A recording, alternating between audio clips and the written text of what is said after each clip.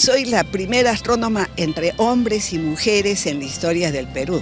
María Luisa Aguilar tiene 76 años y conserva el amor por su vocación, la astronomía, carrera que estudió en Argentina en los años 60. No fue fácil porque había que resistir muchas cosas y sobre todo aprender a vivir con poca plata, porque yo no me dediqué al comercio, sino me dediqué a la vida académica. Desde hace 44 años entrega sus días a las aulas de la Universidad Nacional Mayor de San Marcos. Allí le ha enseñado a los astrónomos peruanos que le siguieron los pasos y en la actualidad no son más de 20. La Universidad Nacional Mayor de San Marcos me dio trabajo. San Marcos da trabajo si tú quieres estudiar sánscrito, tocar laúd, ¿no? O hacer astronomía o alguna cosa especial que no se vende todavía en el país, pues San Marcos es la que abre las puertas. Ha sido distinguida con la Medalla de Honor José Antonio Encinas, pero ahí no terminan los proyectos de nuestra peruana del día. Es la Escuela Académico Profesional de Astronomía y estamos ahora por poner a punto el primer observatorio astronómico del país en Maranganí. Cusqueña de nacimiento, Grimanesa Martina Mato Usandivaras, más conocida como Clorinda Mato de Turner, fue una novelista y periodista del siglo XIX. Esta era una época en la que el sexo fuera del matrimonio no era el mayor pecado para una mujer, sino expresar sus pensamientos libremente, ya que se corría el riesgo de que los libros publicados terminaran en la hoguera y ser castigadas con la excomunión. Clorinda Mato fundó revistas, ejerció como jefa de redacción en un diario local, escribió una tragedia teatral, aunque no contó con el éxito esperado. En 1889 desempeñó las jefaturas de redacción en Lima y en ese mismo año publicó su polémica obra Aves sin nido, donde denunció la idiosincrasia de la época, que consideraba normal los abusos contra los indios y las insultantes brechas sociales de la época. Como consecuencia de su publicación, Clorinda fue excomulgada y sus bienes materiales fueron saqueados y sus libros quemados. Abandonó Lima y se exilió en Buenos Aires. Adquirió mucha popularidad con sus trabajos literarios, presentando a los indios en forma humana, en contra del racismo imperante. Radicando en Europa, tuvo contacto directo con representantes de la corriente feminista, hecho que marcaría un hito importante en el desarrollo de los derechos humanos de las mujeres en el Perú. No podemos hablar del feminismo en el Perú, ni mucho menos hablar del reconocimiento de derechos hacia las mujeres, sin mencionar a esta pionera, que puso en tela de juicio el tipo de sociedad imperante de la época, donde el varón era la figura principal.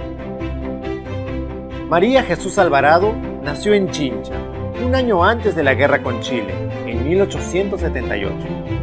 Vivió de cerca los abusos cometidos hacia los negros esclavos de las haciendas vecinas, además de ser testigo de cómo muchos de los matrimonios eran arreglados, donde no se necesitaba del consentimiento femenino para llevarse a cabo, tal y como ocurrió con el matrimonio de sus padres. En 1911 lanzaría su primer manifiesto, que exigía la igualdad de derechos civiles y políticos de la mujer peruana. Derechos civiles tales como el acceso a la educación, a los empleos públicos, de no depender de un esposo, y derechos políticos como el derecho al sufragio. Coincidió en esa misma lucha con Clorinda Mato de Turner, Mercedes Cabello de Carbonera, Elvira García y García y muchas más. Se mostró en contra de la religiosidad de la época, que aceptaba la idea de la inferioridad de las mujeres. Ya para 1924, se uniría a favor de la lucha de los campesinos y mineros contra el régimen del presidente Augusto B. Leguía, lo que provocaría la reacción del gobierno y su posterior encarcelamiento por un espacio de 6 meses. Cuando salió, se vio forzada a abandonar el Perú y radicar como maestra en Argentina por 11 años. Finalmente, esta mujer vería el fruto de su esfuerzo hasta 1955, donde la mujer peruana obtuvo el derecho al sufragio y así su inclusión como ciudadana peruana. Una de las grandes voces de la poesía peruana y latinoamericana, con un mensaje descarnado y de profunda sensibilidad. Así son los poemas de la gran Blanca Varela. Nacida en Lima en 1926, ingresó a estudiar educación en la Universidad Nacional de San Marcos, pero fue ahí donde encontró su pasión por la poesía, gracias a la amistad que tuvo con Sebastián Salazar Bondy. Luego de estar una temporada en París, entró en contacto con el surrealismo y el existencialismo, dotando a sus poemas de un carácter reflexivo, de profunda sensibilidad al dolor, de irreverencia. Como diría el escritor mexicano Octavio Paz, su poesía no explica ni razona, tampoco es una confidencia, es un signo, un conjuro frente, contra y hacia el mundo, una piedra negra tatuada por el fuego y la sal, el amor, el tiempo y la soledad, y también una exploración de la propia conciencia. En su largo haber, publicaría bellos poemarios, siendo Concierto Animal producto del dolor y la tragedia que solo una madre podría sentir al perder a uno de sus hijos en un accidente aéreo. Esto la marcó al punto que empezó a perder facultades físicas. Finalmente, desde el 2001 al 2006, recibió los premios más importantes de toda su carrera, como el Premio Octavio Paz de Poesía y Ensayo, el Premio Internacional de Poesía Federico García Lorca, siendo la primera mujer en recibirlo, y finalmente el Premio Reina Sofía de Poesía Iberoamericana por su gran aporte a la cultura latinoamericana y española. Al inicio de este video mencioné que muchas veces la historia del Perú nos la han contado desde la perspectiva que solo los varones cumplieron un rol fundamental en el desarrollo de los acontecimientos.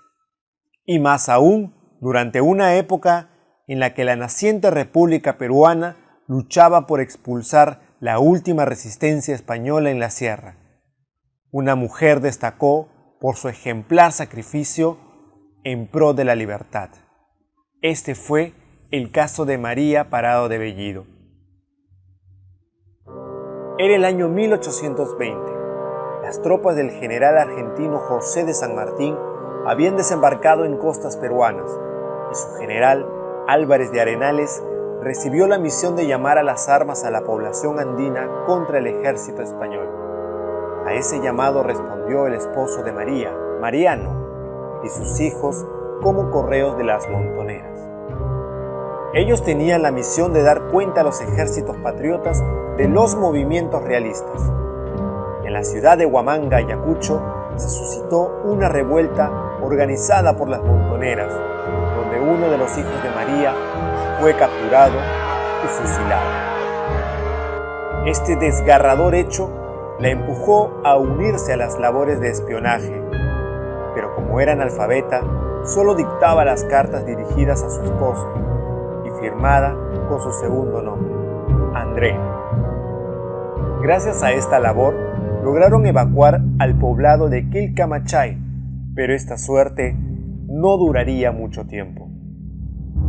En una de esas incursiones, el mensajero fue capturado por dos sacerdotes leales a la corona. El general español Carratalá advirtió de la importante acción de María, porque una de las cartas llevaba su firma.